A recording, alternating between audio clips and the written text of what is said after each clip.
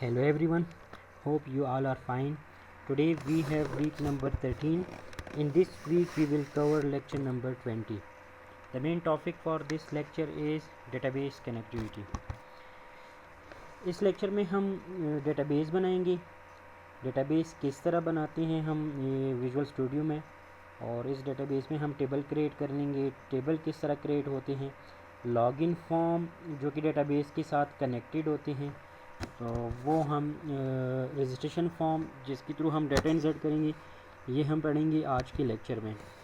Database जो कि already आप पढ़ चुके हैं डेटाबेस की कोर्स में, मैं इतनी डिटेल में नहीं जाऊंगा, बट जस्ट इंट्रोडक्शन की डेटाबेस होता क्या है।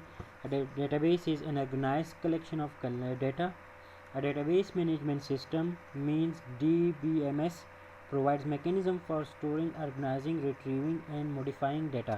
Database हम क्यों बनाते हैं, ताकि हम इसमें डाटा स्टोर कर सकें, रिट्रीव कर ले, अपडेट कर ले, एडिट कर लें। इसलिए इस वजह से हम डेटाबेस हम बनाते हैं, ताकि हम डेटा एक ही लोकेशन पे स्टोर कर लें, उनको रिट्रीव कर लें, एडिट कर लें, मतलब डेटा को ऑर्गेनाइजिंग फॉर्म में सेव कर लें।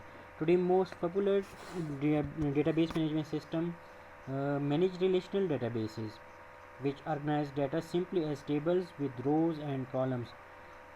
जो पॉपुलर DBMS हैं, जिस तरह Oracle हैं या SQL सर्वर हैं, ये क्या करता है, रिलेशनल डेटाबेसेस स्टोर करते हैं। रिलेशनल डेटाबेसेस ऐसे डेटाबेस जिसमें टेबल्स की फॉर्म में डेटा स्टोर होते हैं। टेबल्स क्या मतलब, रोज एंड कॉलम।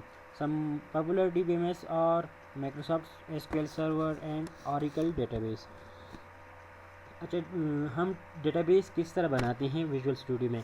जब हम कोई प्रोजेक्ट बनाते हैं, इस प्रोजेक्ट के साथ जब हम डेटाबेस ऐड करना चाहते हैं, कनेक्ट करना चाहते हैं, तो हम उस प्रोजेक्ट पे क्लिक करते हैं। जिस तरह इधर स्टूडेंट मैनेजमेंट सिस्टम है, इस पर हम क्लिक करेंगे, देन ऐड पे आएंगे और ऐड में न्यू आइटम पे आएंगे। जब न्यू आइटम पे हम आ जाएं, तो जिस तरह इससे पहले हम क्लास ऐड करते थे, विजुअल C# आइटम होता था, इधर हम डेटा सेलेक्ट करेंगे।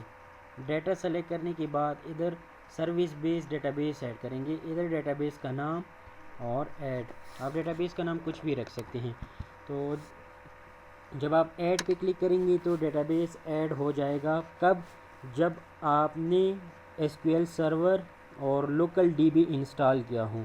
अगर इंस्टॉल नहीं है तो आपको ये वाला मैसेज नज़र आएगा, visual studio connection to SQL server database files require local DB और SQL server express to be install. तो आपको ये मैसेज नज़र आएगा अगर आपने इंस्टॉल नहीं किया है। तो आप क्या करेंगे, इस लिंक को जो आपको नोटिफिकेशन में शो हो रहा है, इस लिंक को कॉपी करेंगे, ये वाला लिंक है, और SQL सर्वर को, एक्सप्रेस SQL सर्वर को इंस्टॉल कर देंगे। किस तरह, जब मैंने वो लिंक आप कॉपी करेंगे तो ये आ जाएगा। इसमें ट्राई नाउ पे क्लिक करेंगे और एक्सप्रेस डाउनलोड करेंगे। डाउनलोड नाउ इस पर क्लिक कर ले, ये फ्री है, ये SQL सर्वर फ्री है, तो आप फ्री में इंस्टॉल कर सकते हैं। जब आप ये इंस्टॉल कर लें तो डाउनलोड में आ जाएं और इस पर डबल क्लिक कर लें तो इंस्टॉलेशन स्टार्ट होगा एक्सप्रेस एडिशन की। अच्छा, इसमें एक बेसिक है, एक कस्टम है, एक डाउनलोड मीडिया है। चूँकि हम तो ये विजुअल स्टूडियो में ये प्रोजेक्ट है स्टूडेंट मैनेजमेंट सिस्टम। तो इसमें देखिए डेटाबेस ऐड है। डेटाबेस किस तरह ऐड करते हैं, इधर आपने क्लिक करना है और इधर add new item, new item में आपने डेटा सेलेक्ट करना है। डेटा में आपने सर्विसेज बेस्ड डेटाबेस, इधर डेटाबेस का नाम दे और ऐड पे क्लिक कर दे तो डेटाबेस इधर ऐड हो जाएगा अगर आपने इंस्टॉल किया है। तो जिस तरह इधर टूल बॉक्स हैं, इधर सर्वर एक्सप्लोरर है, तो सर्वर एक्सप्लोरर पे क्लिक कर दें। इधर स्टूडेंट डेटाबेस का नाम मैंने स्टूडेंट दिया था, तो स्टूडेंट MDB आया है, और इसमें ये देखिए ये ऑप्शन है टेबल्स व्यू स्टोर प्रोसीजर। तो इसमें आपने टेबल पे क्लिक करना है और टेबल में ऐड न्यू टेबल पे क्लिक करेंगे और टेबल का नाम रख देंगे। जिस तरह मैंने स्टूडेंट इनफो के नाम से टेबल बनाया है, और इस शो टेबल में तो उधर आप फिर फील्ड्स ऐड कर सकते हैं। अच्छा, ये टेबल है, इसमें मैंने ID, name, password, roll number और सेमेस्टर ऐड किए हैं और ये कुछ डाटा है जो मैंने टेस्टिंग के लिए ऐड किए हैं। अब आते हैं, ये फॉर्म मैंने डिज़ाइन किया था, लॉगिन फॉर्म। ये मैं पहले पढ़ा चुका हूँ लॉगिन फॉर्म किस तरह डिज़ाइन होते हैं। तो ये लेबल्स हैं, ये टेक्स्ट बॉक्सेस हैं, ये बटन हैं, ये लिंक लेबल हैं। इसमें हमने अगर कोई किसी यूज़र का यूज़र नेम और पासवर्ड नहीं है तो वो पहले रजिस्ट्रेशन फॉर्म पे जाएगा। रजिस्ट्रेशन फॉर्म किस तरह है, ये रजिस्ट्रेशन फॉर्म है। तो रजिस्ट्रेशन फॉर्म में नेम, पासवर्ड, रोल नंबर और सेमेस्टर, चूँकि ये वाली फील्ड मैंने डेटाबेस में ली है इस वजह से मैं यही फील्ड यूज़र से ले रहा हूँ। और सेव के लिए मैंने इवेंट हैंडलर बनाया है जो कि सेव हो जाएगा। अच्छा, अब फॉर्म पे लॉगिन पे मैंने क्या किया है, लॉगिन पे ये इवेंट हैंडलर है। मैंने स्ट्रिंग कनेक्शन, ये देखिए स्ट्रिंग कनेक्शन डेटा सोर्स, मैंने कहा था कि ये वाला यूआरएल हम किस तरह गेट कर सकते हैं। तो आप आ जाएं, ये स्टूडेंट डेटाबेस है, इस पर क्लिक कर दें और प्रॉपर्टी पे जाएं। तो ये है नेम और ये है स्ट्रिंग कनेक्शन, यही है ये है data source. Data source is equal to local DB MS SQL। तो ये आपने कॉपी करना है डेटा सोर्स। और अच्छा, इसको डबल, चूँकि स्ट्रिंग है, डबल कोट्स में बंद करेंगे और स्टार्ट में @ आप लगाएंगे, तब ये काम करेगा, वरना काम नहीं करेगा। स्टार्ट में @ डबल कोट के बाहर, फिर डबल कोट में आपने बंद करना है। तो ये वाला स्ट्रिंग कनेक्शन, मतलब ये यूआरएल है, आप कुछ भी नाम रख सकते हैं। तो ये उसका, उस डेटाबेस का यूआरएल होगा। SQL connection, new SQL connection, string connection, ये वाले वेरिएबल मैंने इधर पास किए हैं ताकि उसी डेटाबेस के साथ कनेक्शन बन जाए। SQL data adapter, SDA equal to new SQL adapter. इधर आप क्यूरी किसी और वेरिएबल में भी स्टोर कर सकते हैं। मैंने डायरेक्ट क्यूरी पास किए हैं। Select static from student info where name is equal to single quote, double quote, text box 1 dot text plus and password is equal to text box 2 dot text. अच्छा, ये क्या है, ये database में field का नाम है, ये भी डेटाबेस में फील्ड का नाम है और ये टेक्स्ट बॉक्स से वैल्यू गेट कर रहे हैं।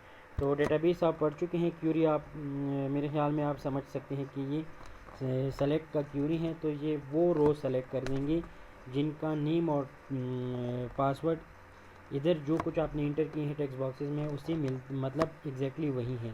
तो इसके बाद हम क्या करते हैं, डेटा एसक्यूएल अडॉप्टर में मैंने ये कनेक्शन और क्यूरी पास की, ये कनेक्शन वेरिएबल भी पास है इधर। ये कौन सा कनेक्शन वेरिएबल है, C++, ये कनेक्शन जो हमने बनाया है। तो ये वाला क्यूरी के बाद पास है, ये देखिए C++।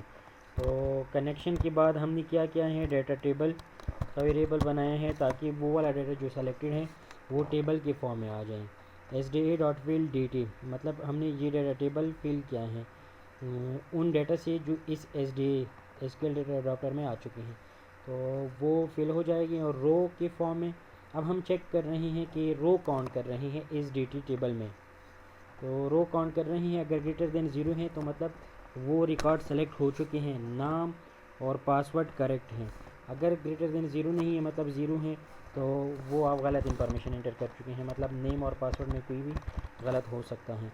अगर ये सही हो तो स्टूडेंट मैनेजमेंट फॉर्म रन हो जाए, मतलब वो स्टूडेंट मैनेजमेंट वाला जो मेन फॉर्म है हमने बनाया है वो ओपन हो जाए। अगर करेक्ट नहीं है तो आपको मैसेज शो हो जाएगा रॉन्ग यूज़र नेम और पासवर्ड। और कैच ब्लॉक में अगर कोई एक्सेप्शन अगर हो गया तो एक्सेप्शन वाले इंफॉर्मेशन आपको शो हो जाएंगे। अगर किसी की ये पहले रजिस्टर नहीं हुआ है तो पहले रजिस्टर हो जाएगा, name, password, roll number, semester enter कर देगा, सेव कर देगा। सेव पे क्लिक कर देगा तो डाटा स्टोर होगा टेबल में। डाटा किस तरह स्टोर होगा, कनेक्शन है वहीं, यूआरएल है डेटाबेस का, कनेक्शन यूआरएल ये पास है स्ट्रिंग कनेक्शन, और ये क्यूरी मैंने अलग पास किया, आप डायरेक्ट भी दे सकते हैं। इंसर्ट इनटू स्टूडेंट इन्फो, क्योंकि स्टूडेंट इन्फो टेबल का नाम है, इसमें कौन सी फील्ड है, name, password, roll number, semester, ID, auto increment set किया है मैंने। और इसकी value text box 1 dot text, text box 2 dot text, text box 3 dot text, text box 4 dot text. मेरे ख्याल में ये आप समझ सकते हैं। तो इस वजह से चूँकि डेटाबेस आप पढ़ चुके हैं तो मैं क्यूरी एक्सप्लेन नहीं करूँगा। SQL कमांड को हम पास कर रहे हैं क्यू, ये क्यूरी है। आप क्यूरी डायरेक्ट भी इधर पास कर सकते हैं जिस तरह पहले हमने SQL अडाप्टर में पास किया था।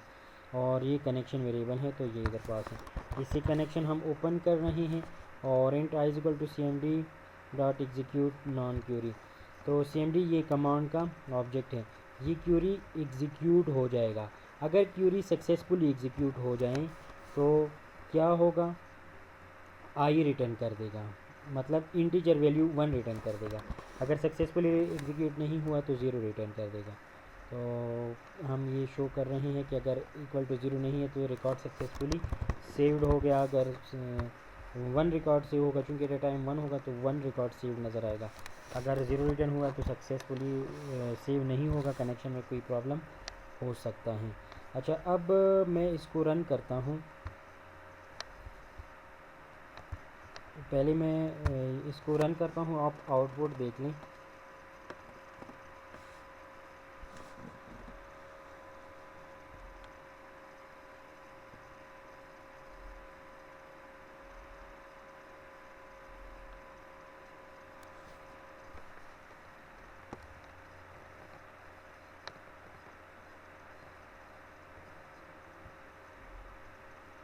ये रन हो गया।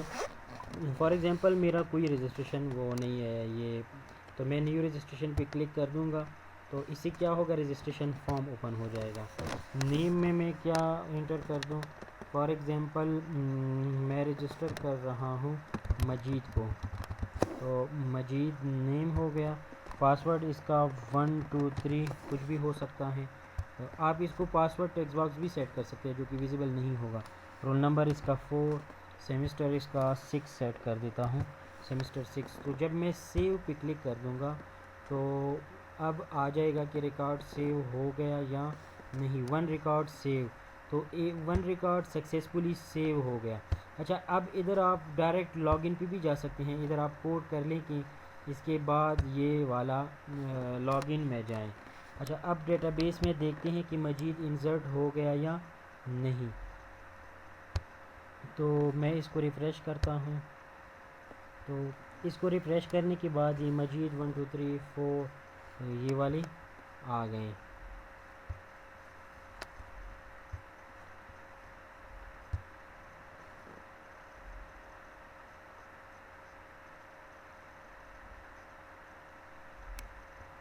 अब मैं इंटर होता हूँ मजीद, नेम चूँकि मजीद दिया था तो मजीद, और पासवर्ड 1 2 3।